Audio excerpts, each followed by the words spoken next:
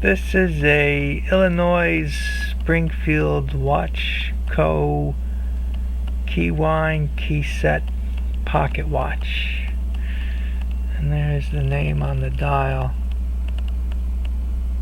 Illinois Springfield Watch Co. Key set. You got to open up the cover, take the key, line it up on the center post here, on the center, which, oh, there you go, and then you can change the time, and then you close the cover.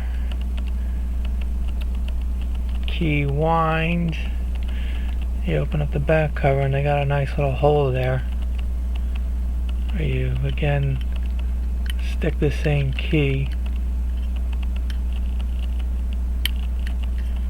Gotta line it up, there you go, and you wind it like that. And then just to show the inside, there it is. Currier. That's what they named this one. Looks like 15 joules, but it's really 11 because they didn't put joules on the other side of some of those pivots. That always fakes me out when they do that. And let's just show you that it runs.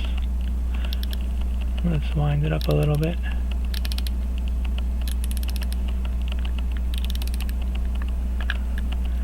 There you go.